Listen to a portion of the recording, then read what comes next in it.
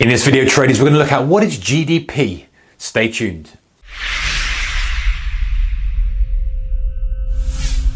Hey traders, a very warm welcome to you. Traders and investors, a very warm welcome to you. So in this video, we're going to check out what is GDP, a quick guide to GDP, what it is, how it's made up, and how we can use it as traders to make more profitable trades, or what it means for us as traders and investors. Okay, so GDP is gross domestic product. Pretty much speaking, it's a barometer of how well an economy is doing. If you've got a high GDP, it means there's a lot of good productivity going on. The economy's chugging on quite nicely. Everyone's making money. Generally, it's a good sign for the whole country as a whole.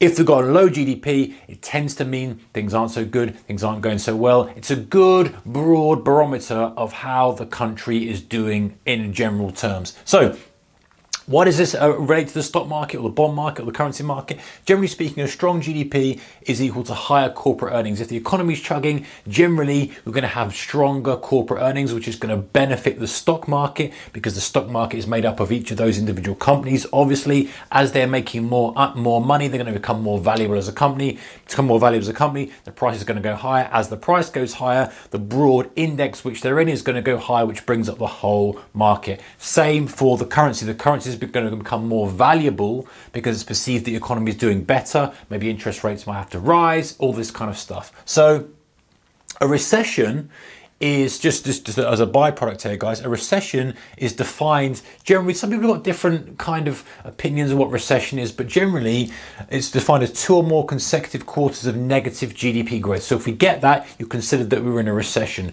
Normally we're looking at steady growth year after year after year. Sometimes you have explosive growth. Sometimes you might have a very, very small growth, but that's generally the kind of way that countries will operate.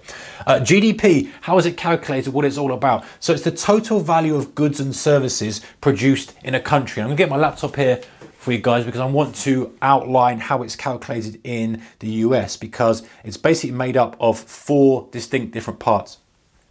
So it's the total of the goods and services produced in a country. As I say, give you a good barometer of what's going on with the economy. But it's first of all, the first part is consumption. So it's final consumption expenditures by households, and that includes things like food, fuel, rent, and other personal spending. The second part of it is investment. So business spending on new machinery, plant, equipment, as well as household investments in property. Then you've got the third one, which is government spending and investment. How much in total the government spends, public employee salaries, defense, social security programs, all that kind of stuff. And the final thing is net exports. That's part of the goods that are exported, perhaps. Total final exports minus total imports. So it's that net figure, and a higher net export number is more productive for the economy. It means they're making money, because but generally speaking, when you're exporting goods, you're making money on the goods. So the more you're exporting, the more money you're making, as opposed to being a consumer. So it's released, is it different for different countries, but in the US, it's released the first month after the last quarter. So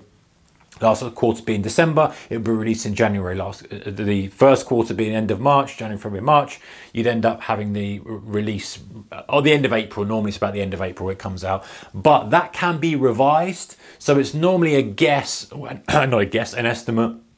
They probably wouldn't like me talking it as a guess. It's an estimate because they don't have all the figures. They have most of them, so they can make a guess and a guideline. I've seen they've got very complicated formulas that give them that, which can be revised. And often traders will look at the difference of revisions and how that's revised and whether there's been some scares. But we don't need to go into that now. The point is, that's when the number comes out and we need to be watching it. Why do we need to be watching it? Because if we have a lower than expected GDP, so normally all these sites that give you the calendar of what's happening and all the economic calendar and scheduled data, they'll give you an expected figure. That's what everyone's expecting. And if we have a lower than expected GDP, we're likely to get a weaker dollar as a consequence.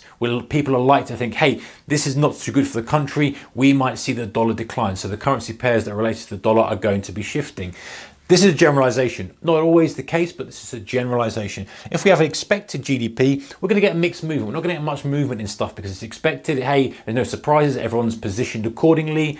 Hey, no one's getting caught out. No one needs to kind of take money off the table or put money on the table. The number will be watched, but as it's expected, nothing happened. You know the score, guys. You've seen it before in economic releases. It kind of up a bit, down a bit, and then it just sits there and does nothing. If we have a higher than expected GDP, great, the economy's booming, everyone's making lots of money, we've got loads of exports going out, loads of expenditure, loads of investment, all chugging along nicely, and we're going to have a strong currency from that. So if we suddenly get higher than expected GDP or expected revisions higher, we're expecting, again, generalizing doesn't always happen. It depends what else is happening in the market and where the interest rate kind of cycle is and all this kind of stuff. But generalizing is higher than expected GDP is going to be a stronger currency. All right, guys, that's GDP, worth understanding and going and doing a little bit more research to kind of see what it is all about. But ultimately, as traders, all we need to know is it moves the market. We need to have it on our calendar, be aware for it so we don't get caught out if we have a position on while we're trading. And if we don't, maybe GDP coming out that's different than expected will offer us a new, fresh trading opportunity. All right, guys, take care. See you in the next one. Bye-bye.